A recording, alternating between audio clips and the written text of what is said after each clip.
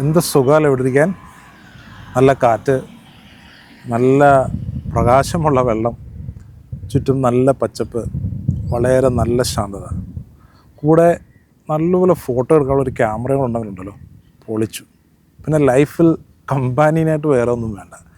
സത്യത്തിൽ ഇതുപോലെയൊക്കെയുള്ള നിമിഷങ്ങളാണ് ഒരു ആർട്ടിസ്റ്റിനെ സംബന്ധിച്ചിടത്തോളം അവൻ്റെ ക്രിയേറ്റിവിറ്റിയെ ഫ്യൂൽ ചെയ്യുന്ന സാധനം. നമ്മുടെ ലാൻഡ്സ്കേപ്പ്, ഈ പച്ചപ്പും ഈ വെള്ളവും ഈ കാറ്റും ഈ ആകാശവും കവിതകളും കഥകളുമൊക്കെ ആയിട്ട് നമ്മുടെ നാട്ടിൽ ജനിക്കുന്നൊരു കുട്ടിയെ ആർട്ടിസ്റ്റിക്കലി കലാപരമായിട്ട് ഭയങ്കര ഇൻഫ്ലുവൻസ് ചെയ്യുന്നുണ്ട്. സത്യത്തിൽ നമ്മളൊരു ഇന്ത്യൻ സിനിമറ്റോഗ്രാഫിയുടെ ഒരു ലാൻഡ്സ്കേപ്പ് എടുത്ത് നോക്കിക്കഴിഞ്ഞാൽ ഏറ്റവും മേജർ ഇൻഫ്ലുവൻസ് ചെലുത്തിയിട്ടുള്ള എല്ലാ ഛായാഗ്രഹന്മാരും മലയാളികളാണ്. Even American society of cinematography പോലെയുള്ള വളരെ പ്രസ്റ്റീജിയസ് ആയിട്ടുള്ള ഒരു സൊസൈറ്റിയിലെ അംഗത്വം നേടിയിരിക്കുന്ന ഏക ഭാരതീയൻ പോലും മലയാളിയാണ്, നമ്മുടെ പ്രിയപ്പെട്ട ശ്രീ സന്തോഷ് ശിവൻ സാർ. ഇതിൻ്റെയൊക്കെ പുറകിൽ നമ്മുടെ ലാൻഡ്സ്കേപ്പിങ്ങിന് ഭയങ്കര ഒരു ഇൻഫ്ലുവൻസ് ഉണ്ട്. നമ്മൾ കുഞ്ഞുനാൾ മുതലേ നമ്മുടെ ഒരു വിഷ്വൽ ഈസ്തറ്റിക്സ് ഫോം ചെയ്യുന്നതിൽ നമ്മുടെ ചുറ്റുപാടിന് ഡെഫിനറ്റ്ലി നമ്മുടെ സാക്ഷരതയ്ക്ക് ഒരു വലിയ ഇൻഫ്ലുവൻസ് ഉണ്ട്. നമ്മുടെ കുട്ടികളുടെ കയ്യിലൊക്കെ ഈ ഒരു ലാൻഡ്സ്കേപ്പ് എക്സ്പോഷറിനോടൊപ്പം അവർക്ക് എക്സ്പ്ലോർ ചെയ്യാൻ പറ്റിയ ഒരു നല്ല ക്യാമറയും കൂടെ, ഒരു ചെറിയ ക്യാമറയും കൂടെ കിട്ടിയാലുണ്ടല്ലോ പൊളിച്ചു. പിന്നെ അവരെ പിടിച്ചാൽ കിട്ടില്ല. നമ്മൾ ആർട്ടിസ്റ്റിനെ ഫോം ചെയ്യുന്നതിനകത്ത് ഞാൻ മുമ്പേ പറഞ്ഞ പോലെയുള്ള ഇൻഫ്ലുവൻസുകൾ വളരെയാണ്. രണ്ട് തരത്തിലുള്ള ആൾക്കാരുണ്ട്, ആർട്ടിസ്റ്റുകളും ഉണ്ട്, ഡിസൈനേഴ്സും ഉണ്ട്.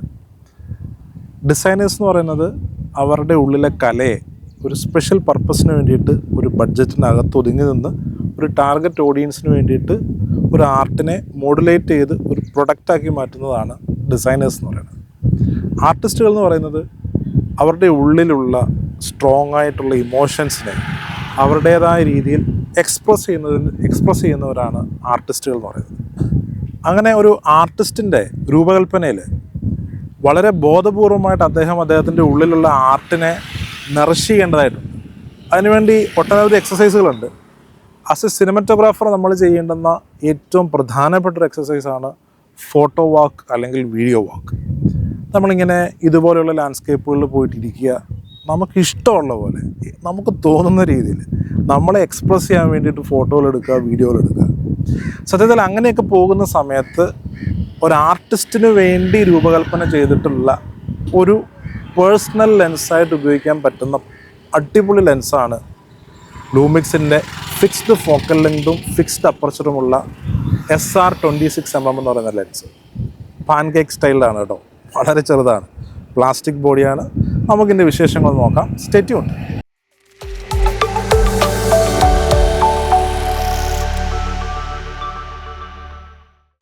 വളരെ വിവാദങ്ങൾ ഉണ്ടാക്കിയിട്ടുള്ളൊരു കുഞ്ഞിക്കൂനനാണ്, ഒരു ഇത്തിരി കുഞ്ഞിനാണ് ഈ ലെൻസ് കേട്ടോ. അതിന് കുറേ കാരണങ്ങളുണ്ട്. കാരണം നമ്മുടെ ഓൾറെഡി ഉള്ള കുറേ പ്രീ കൺസെപ്ഷൻസ് വെച്ചിട്ട് നമ്മളൊരു പുതിയ പ്രൊഡക്റ്റിനെ നോക്കുമ്പോൾ അതിൻ്റെ ഇൻറ്റൻറ്റ് എന്താണെന്ന് നമുക്ക് മനസ്സിലാക്കാൻ പറ്റില്ല. ഈ ഇത്തിരി കുഞ്ഞൻ അത്രയുള്ളൊരു ലെൻസാണ്. കാരണം ആൾ വന്ന പാടെ കുറേ വിവാദങ്ങളുണ്ടാക്കി. ഏറ്റവും പ്രധാനപ്പെട്ട പ്രശ്നം എന്താണെന്നറിയോ, ഇതിന് ഓട്ടോ ഫോക്കസ് ഇല്ല എന്നുള്ളതാണ്. ഒരു ലെൻസ് എന്നൊക്കെ തോന്നിക്കുമെന്ന് ചിന്തിക്കുന്ന രീതിയിലുള്ള വളരെ ചെറിയൊരു ഡിസൈൻ. ഫിക്സ്ഡ് അപ്പർച്ചറാണ്, ഫിക്സ്ഡ് ഫോക്കൽ ലെങ്തുമാണ്. ഇന്നത്തെ ഇൻഡസ്ട്രിയിൽ ഈ വിവാദങ്ങൾ ഉണ്ടാക്കാൻ ഇത്രയൊക്കെ പോരെ. പക്ഷേ ഇതിൻ്റെ എന്തെല്ലാം നെഗറ്റീവ്സ് ആണോ ആൾക്കാർ പറഞ്ഞിട്ടുള്ളത്, അതൊക്കെ തന്നെയാണ് ഇതിൻ്റെ positive strength. Only if you look at it from the right perspective. Let's explore.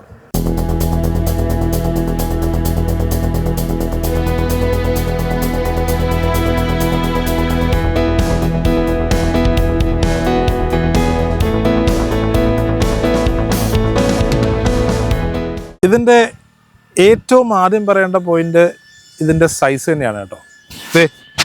ഇങ്ങനെ പോക്കറ്റ് ഉണ്ടോ നടക്കാം, വളരെ കോമ്പാക്റ്റാണ്. ഒരു ട്രാവൽ ഫോട്ടോഗ്രാഫി അല്ലെങ്കിൽ വളരെ യാത്ര ചെയ്ത് പേഴ്സണലി ഫോട്ടോകൾ എടുക്കേണ്ടവർക്ക്, ഒരു ഡേ ടു ഡേ ലൈഫിൽ റാപ്പിഡായിട്ട് സ്നാപ്ഷോട്ട്സ് എടുക്കേണ്ടവർക്ക്, എസ്പെഷ്യലി ഇൻസ്റ്റാഗ്രാമിലും മറ്റു സോഷ്യൽ മീഡിയ പേജുകളിലും ഒക്കെ അത്യാവശ്യം ആക്റ്റീവായിട്ട് നിൽക്കുന്നവർക്കൊക്കെ പറ്റിയ ഒരു ലെൻസാണ് ലൂമിക്സിൻ്റെ ഈ 26mm ലെൻസ്. ഇത്തിരി കുഞ്ഞിനാണേലും ഇവനാൾ ഭയങ്കര വില്ലനാണ് കേട്ടോ. സാധാരണ എല്ലാ വലിയ ലെൻസുകളിലും നമ്മൾ കാണാറുള്ള പോലെ ഇഷ്ടംപോലെ ലെൻസ് എലമെൻറ്റുകൾ പല ഗ്രൂപ്പിലായിട്ട് ഈ ചെറിയ കോമ്പാക്ട് ബോഡിയിൽ ഇതിൻ്റെ എൻജിനീയേഴ്സിനെ പാക്ക് ചെയ്തിട്ടുണ്ട്. ഇതിനകത്ത് 5 ലെൻസ് ഗ്രൂപ്പുകൾ 5 ലെൻസ് എലമെൻറ്റുകളെ ഹോസ്റ്റ് ചെയ്യുന്നുണ്ട്. സോ അതിൻ്റെ ഏറ്റവും വലിയ ഗുണം നമുക്ക് കിട്ടുന്നത് ഒപ്റ്റിക്കൽ അബറേഷൻ കറക്ഷനിലാണ്.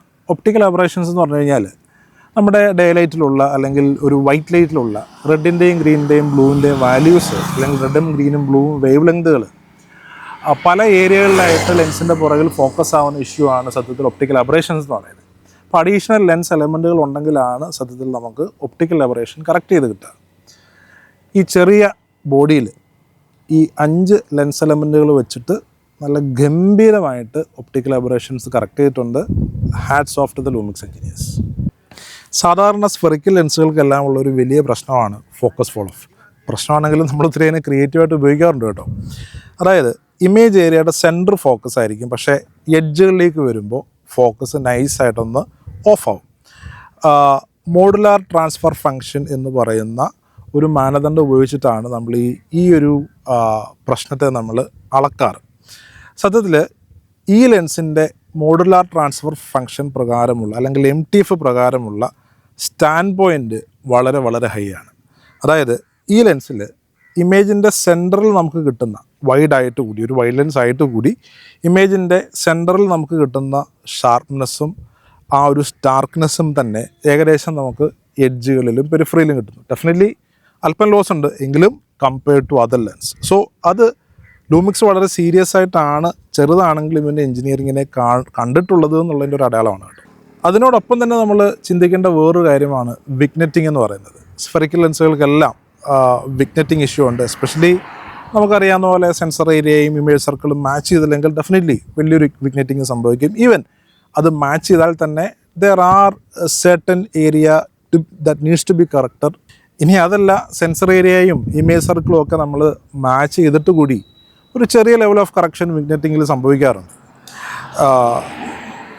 ഇതിൻ്റെ ഒരു പ്രത്യേകത എന്ന് പറയുന്നത് കമ്പയർഡ് ടു അതർ ലെൻസസ് ഇതേ കാറ്റഗറിയിലുള്ള ഇതേ പ്രൈസ് റേഞ്ചിലുള്ള മറ്റ് ലെൻസുകളുമായിട്ട് നമ്മൾ കമ്പയർ ചെയ്യുന്ന സമയത്ത് മിനിമലായിട്ടുള്ള വിഗ്നെറ്റിംഗ് ആണ്, മിനിമലായിട്ടുള്ള ഫോക്കസ് ഫോൾ ഓഫ് ആണ്, മിനിമലായിട്ടുള്ള പെർസ്പെക്റ്റീവ് ഡിസ്റ്റോർഷനാണ്. സോ ധൈര്യമായിട്ട് കൈ കൊണ്ട് കിടക്കാവുന്ന കയ്യിലെടുക്കാവുന്ന ഒരു 26 mm ആണ് ഒരു നല്ല വൈഡ് ലെൻസാണ്.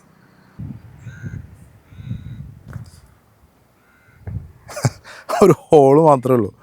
സത്യത്തിൽ ഫ്രണ്ടിലൊരു ചെറിയ ഹോളേ ഉള്ളെങ്കിലും പുറകിൽ നല്ല സീരിയസ് ഒപ്റ്റിക്സ് ഉണ്ട് കേട്ടോ. F8 ആണ് അല്ലെങ്കിൽ ഫിക്സ്ഡ് അപ്പർച്ചറാണ് ഈ ഒരു ലെൻസിൽ വരുന്നത്. നിങ്ങൾക്കിപ്പോൾ കാണാവുന്നതാണ്. നമുക്ക് സാധാരണ ലെൻസുകളുള്ള ഉണ്ടാവാറുള്ളത് പോലെ അപ്പർച്ചർ റിങ്ങോ അല്ലെങ്കിൽ അപ്പർച്ചർ ബ്ലേഡോ ഇതിലില്ല. ആ പാടെ വരുന്നത് ഒരു ഫോക്കസ് റിങ്ങി മാത്രമാണ് ബോഡിയിൽ വരുന്നത്. സത്യത്തിൽ നമ്മൾ പിൻ ഹോളൊക്കെ പഠിക്കുന്ന സമയത്ത് നമ്മൾ ഒരു പിന്ന് വെച്ചിട്ട് ഹോൾ ഉണ്ടാക്കിയിട്ട് അതിൽ നിന്നൊക്കെ ഇമേജ് ക്രിയേറ്റ് ചെയ്യാറുണ്ട്. അപ്പോൾ ആ ഇമേജ് ക്രിയേറ്റ് ചെയ്യുമ്പോൾ നമ്മൾ ഇച്ചിരിയും കൂടെ വെട്ടം കിട്ടാനായിട്ടൊക്കെ നമ്മൾ വലുതാക്കുന്ന സമയത്ത് പിൻ ഹോളിൻ്റെ വലുപ്പം എത്രയാണോ അത്രയൊക്കെ തന്നെ വലുപ്പം ഇതിനകത്തുള്ളൂ. എലമെൻറ്റ് വൈസ് പറയുമ്പോൾ ഫ്രണ്ടിലൊരു പ്രൊട്ടക്റ്റീവ് ഗ്ലാസ് ആണുള്ളത് കേട്ടോ. Probably to filter the IR rays. അതിനകത്തേക്ക് വരുമ്പോഴത്തേനും നമുക്ക് ഒരു ഫിക്സ്ഡ് അപ്പർച്ചർ ഓപ്പണിംഗ് ആണുള്ളത്. അതിനകത്തേക്കാണ് ലെൻസിൻ്റെ എലമെൻറ്റുകൾ പോയേക്കുന്നത്. മറ്റ് ലെൻസുകളുടെ കാര്യത്തിലേക്ക് വരുമ്പോൾ നമുക്ക് ലെൻസുകളുടെ ഇടയിലാണ് അപ്പർച്ചർ പ്ലേസ് ചെയ്യാറ് അല്ലെങ്കിൽ IRS റിങ് പ്ലേസ് ചെയ്യാറ്. ഇത് കുറച്ചുകൂടെ ഫ്രണ്ടിലാണ് ഫോർ മെനി മാനുഫാക്ചറിങ് റീസൺസ്. ഈ F8 എന്ന് കേൾക്കുമ്പോൾ തന്നെ ഒത്തിരി പേരുടെ നെറ്റ് ചുളിയും. കാരണം നമ്മളൊക്കെ 1.4 ഷാലോ ഡെപ്ത് ഓഫ് ഫീൽഡ് അല്ലെങ്കിൽ ഒരു 2.8 ഷാലോ ഡെപ്ത് ഓഫ് ഫീൽഡ് നമുക്കൊരു 0.75 എഫ് സ്റ്റോപ്പ് കിട്ടുമോ ഇല്ലയോ എന്നൊക്കെ ഉള്ളൊരു ചോദ്യമാണ്. പക്ഷേ അതിനകത്തൊരു വലിയ ഡേഞ്ചറുണ്ട്. ഡെഫിനറ്റ്ലി നമുക്കെല്ലാം ബൊക്കെ ഇഷ്ടമാണ്. പക്ഷേ എത്രമാത്രം ലെൻസിൻ്റെ ഓപ്പണിങ് വലുതാകുന്നു അത്രമാത്രം ലെൻസ് ബാരലിനകത്ത് വെളിച്ചത്തെ ട്രാപ്പ് ചെയ്യേണ്ടതായിട്ടുണ്ട്. ഇപ്പോൾ ഡെഫിനറ്റ്ലി ലെൻസിൻ്റെ പ്രാഥമികമായ ധർമ്മം ലെൻസിനെ കടത്തി വിടുക എന്നുള്ളതാണ്. പക്ഷേ അറ്റ് ദ സെയിം ടൈം ഒരു ലൈറ്റ് ഒരു ലെൻസിലൂടെ കടന്നു പോകുമ്പോൾ ചിന്നിച്ചിതറാറുണ്ട്. Definitely to a great extent അത് ഫോക്കസ് ആവാറുണ്ട്. അതുകൂടാതെ സ്കാറ്റർ ചെയ്യാറുണ്ട്. അപ്പോൾ ഈ സ്കാറ്റർ ചെയ്യുന്ന ലൈറ്റ് റേസിനെ നമ്മൾ പറയാറ് സ്ട്രേ ലൈറ്റ്സ് എന്നാണ്. ഓപ്പണിങ് ചെറുതാവുമ്പോഴാണ് നമുക്ക് ആ സ്ട്രേ ലൈറ്റുകളെ, അങ്ങനെ ലക്ഷ്യമില്ലാതെ ചിന്നിച്ചിതറി പോകുന്ന സ്ട്രേ ലൈറ്റുകളെ നമുക്ക് കുറച്ചുകൂടെ കൺട്രോൾഡായിട്ട് നമുക്ക് കൈകാര്യം ചെയ്യാൻ പറ്റുക. 1.4, 1 അതിൽ കൂടുതലൊക്കെ ഓപ്പണിങ്ങിലേക്ക് പോകുന്ന സമയത്ത് വരുന്ന ഏറ്റവും പ്രധാനപ്പെട്ട പ്രശ്നം എന്ന് പറയുന്നത് നമുക്ക് സ്ട്രേ ലൈറ്റിൻ്റെ മുകളിലുള്ള കൺട്രോള് 100% നഷ്ടപ്പെടും. അതുമാത്രമല്ല, അതിൻ്റെ റിസൾട്ടായിട്ട് ഇമേജിൻ്റെ കോൺട്രാസ്റ്റ് നഷ്ടപ്പെടും, ഷാർപ്നെസ് നഷ്ടപ്പെടും, ബ്ലാക്സിൻ്റെ ബ്യൂട്ടി, അതായത് ബ്ലാക്സിൻ്റെ ഡെപ്ത്ത് നമുക്ക് നഷ്ടപ്പെടും, ഒരു നല്ല നരപ്പ് ഫീൽ ചെയ്യും. ഇതൊക്കെ ഇമേജിലുണ്ടാവും. ഇമേജ് കാണാൻ അഭംഗിയുള്ളതായിട്ട് മാറും. സാധാരണ വലിയ ബ്രാൻഡ് മാനുഫാക്ചേഴ്സ് വില കൂടിയ ലെൻസുകൾ മാനുഫാക്ചർ ചെയ്യുന്ന സമയത്ത് ചെയ്യുന്ന പ്രധാനപ്പെട്ട പരിപാടി എന്ന് പറയുന്നത് നല്ല ബ്രില്യൻ്റായിട്ട് ലൈറ്റ് ട്രാപ്പുകളെ പ്ലേസ് ചെയ്ത് ലെൻസിനകത്ത് സ്ട്രേ ലൈറ്റിനെ കൺട്രോൾ ചെയ്യും എന്നുള്ളതാണ്.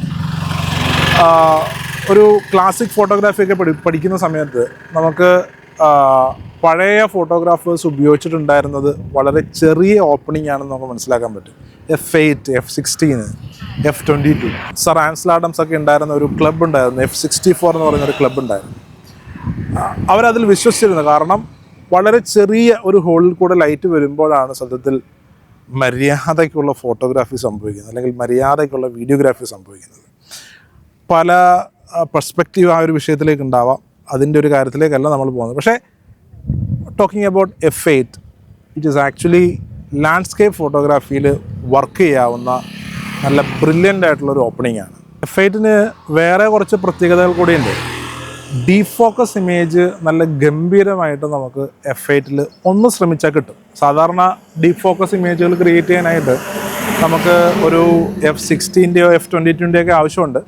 അതായത് നമ്മുടെ ഫോക്കസ് റേഞ്ചിനെ ഇൻഫിനിറ്റീവായിട്ട് കണക്ട് ചെയ്തിട്ട് നമ്മുടെ മിനിമം ഫോക്കസ് മുതൽ, അല്ലെങ്കിൽ നമ്മുടെ ലെൻസിൻ്റെ ഫ്രണ്ടിൽ കാണുന്ന ഏറ്റവും അടുത്ത സബ്ജക്റ്റ് മുതൽ അങ്ങ് ഇൻഫിനിറ്റി വരെയുള്ളൊരു ഫോക്കസ് നമ്മുടെ ഫ്രെയിം ഏരിയയിൽ അച്ചീവ് ചെയ്യുന്നതിനെയാണ് നമ്മൾ ഡീപ്പ് ഫോക്കസ് എന്ന് പറയാറ്. അതിൻ്റെ ഉപജ്ഞാതാവ് ഗ്രെഗ് ടോളണ്ട് എന്ന് പറയുന്ന സിനിമറ്റോഗ്രാഫറാണ്. അദ്ദേഹം സിറ്റിസൺ കെയ്ൻ എന്ന് പറയുന്ന ക്ലാസിക് സിനിമയിലാണ് ആദ്യമായിട്ട് അദ്ദേഹം ആ ടെക്നീക്ക് ഉപയോഗിച്ചത്. ഈ ഡീപ്പ് ഫോക്കസിൻ്റെ ഒരു പ്രത്യേകത എന്ന് പറയുന്നത് ഒട്ടും ഷാലോനെസ് ഇല്ലാതെ ഇമേജ് ഏരിയയിലുള്ള എല്ലാം ഫോക്കസ് ആവുന്നത് കൊണ്ട് തന്നെ നമുക്ക് ഓഡിയൻസിന് എവിടെയാണ് ഫോക്കസ് ചെയ്യേണ്ടത് എന്നുള്ളൊരു കൺഫ്യൂഷൻ ബ്രെയിനിൽ ഉണ്ടാവുകയും അത് പ്രകാരമുള്ളൊരു ഡിസ്റ്റർബൻസ് നമ്മുടെ ബ്രെയിനിൽ എപ്പോഴും ഉണ്ടാവുകയും ചെയ്യും. അപ്പോൾ അങ്ങനെയുള്ള കോണ്ടെക്സ്റ്റിൽ നമുക്ക് ഡീപ്പ് ഫോക്കസ് ഉപയോഗിക്കാം. കൂടാതെ ക്ലാസിക്കലായിട്ടുള്ള എല്ലാ ലാൻഡ്സ്കേപ്പ് ഫോട്ടോഗ്രാഫേഴ്സും ഉപയോഗിച്ചിരുന്നൊരു ടെക്നിക്കാണ് ഡീപ്പ് ഫോക്കസ് എന്ന് പറയുന്നത്. സോ ലോവർ ഓപ്പണിങ്, ചെറിയ ഓപ്പണിങ്ങുകൾ ഉണ്ടെന്നുണ്ടെങ്കിൽ നമുക്ക് നല്ല ഗംഭീരമായിട്ട് ഡീപ്പ് ഫോക്കസ് ഉപയോഗിക്കാം. ഡീപ്പ് ഫോക്കസ് ഇഷ്ടമുള്ളവർക്ക് വാങ്ങിക്കാൻ പറ്റുന്ന ഒരു നല്ല ലെൻസ് തന്നെയാണ് 26. മാനുവൽ ഫോക്കസ് ആണെങ്കിലും ഇതിൻ്റെ ഫോക്കസ് ത്രോ 45 ഡിഗ്രി മാത്രമേ ഉള്ളൂ കേട്ടോ. അതുകൊണ്ട് തന്നെ മിനിമം ഫോക്കസിൽ നിന്നും ഇൻഫിനിറ്റിയിലേക്ക് പോകാനായിട്ട് വളരെ ചെറിയ ഒരു റൊട്ടേഷൻ്റെ ആവശ്യം മാത്രമേ ഉള്ളൂ. ഇതുകൊണ്ട് ഗുണമുള്ള ഒത്തിരി പേരുണ്ട്. എസ്പെഷ്യലി ആദ്യമായിട്ട് ഒരു മാനുവൽ ലെൻസ് ഉപയോഗിച്ച് തുടങ്ങുന്നവർക്ക് ഫോക്കസ് പ്രാക്ടീസ് ചെയ്യാൻ പറ്റിയൊരു ലെൻസാണിത്. അതുകൂടാതെ ഓട്ടോ ഫോക്കസിൽ നിന്നും മാനുവൽ ഫോക്കസ് പുള്ളിങ് പഠിക്കാൻ വീഡിയോഗ്രാഫിയിൽ ആഗ്രഹമുള്ളവർക്ക് പറ്റിയൊരു ലെൻസ് കൂടിയാണിത്. കാരണം വീഡിയോഗ്രാഫിയിൽ നമ്മൾ കണ്ടിന്യൂസ് ഷോട്ട് ഉപയോഗിക്കുന്ന സമയത്ത് ഓട്ടോ ഫോക്കസ് ഇല്ലെങ്കിൽ കൂടി അത്യാവശ്യം നമുക്ക് മാനുവലി പുള്ളി ചെയ്ത് ആ ഫോക്കസ് മെയിൻറ്റെയിൻ ചെയ്യിക്കാനായിട്ട് പറ്റുന്ന ചെറിയ ഫോക്കസ് ത്രോ മാത്രമാണ് ഈ ലെൻസിനുള്ളത്. സോ ഇതും ഈ ലെൻസിൻ്റെ ഒരു പ്രധാനപ്പെട്ട പ്രത്യേകതയാണ്. ഇതൊരു ഫുൾ ഫ്രെയിം ലെൻസ് കൂടിയാണ് കേട്ടോ. സാധാരണ ഇതിൽ നമ്മൾ മനുഷ്യൻ്റെ പെർസ്പെക്റ്റീവ് എന്നൊക്കെ പറയുന്നത്, സപ്പോസ് സെൻസർ ഏരിയ 35 mm ആണെന്നുണ്ടെങ്കിൽ ലെൻസും 35 mm വരുമ്പോഴാണ് നമ്മളതിൻ്റെ ഒരു ഹ്യൂമൻ പെർസ്പെക്റ്റീവ് കിട്ടുക എന്ന് പറയുന്നത്. അപ്പം സംവേ ഡൗൺ ദ ലൈൻ മനുഷ്യൻ്റെ കാഴ്ചയെക്കാളിലും അല്പം കൂടെ വൈഡായിട്ടുള്ള കാഴ്ചയായിരിക്കും ഈ ലെൻസ് ഒരു 26 mm വരുമ്പോൾ കിട്ടുന്നത്. ഭയങ്കര അൾട്രാ വൈഡ് അല്ല, അതുകൊണ്ട് തന്നെ ഭയങ്കര അൾട്രാ വൈഡിൻ്റെ ഡിസ്റ്റോർഷൻ ഇതിനുണ്ടാവില്ല. മനുഷ്യൻ്റെ കാഴ്ച എത്രയാണോ അതിനേക്കാൾ കുറച്ചുകൂടെ വൈഡായിട്ടുള്ളൊരു കാഴ്ച.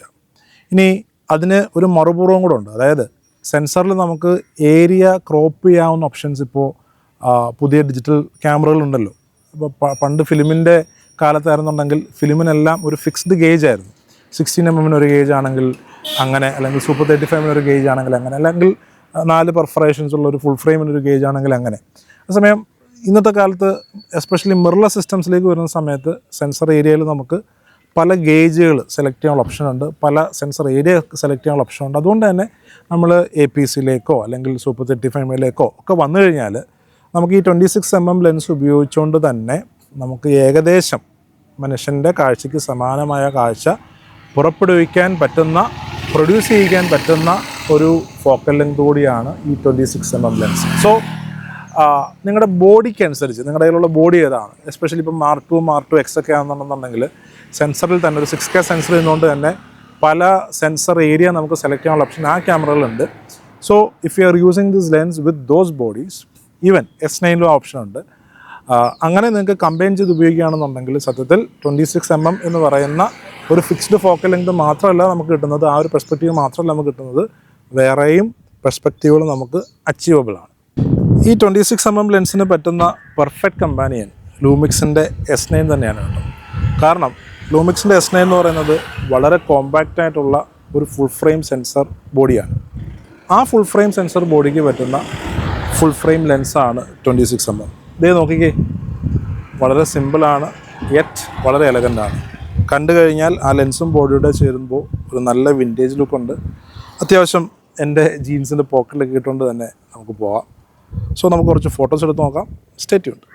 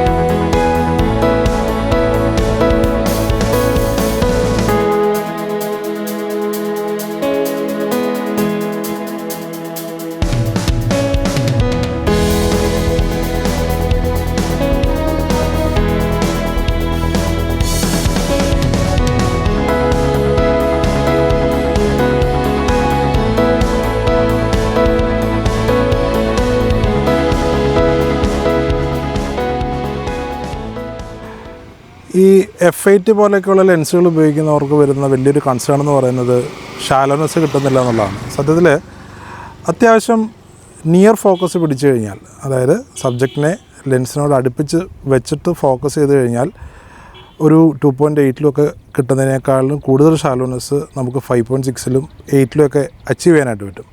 ഇത് ഈ ഒരു സബ്ജക്റ്റ് എൻ്റെ കണ്ടില്ലേ, ഇപ്പോൾ ഞാൻ എൻ്റെ ക്യാമറമാൻ ഡാനെ ഞാൻ ഇപ്പോൾ ഫോക്കസ് ചെയ്തിരിക്കുകയാണ്.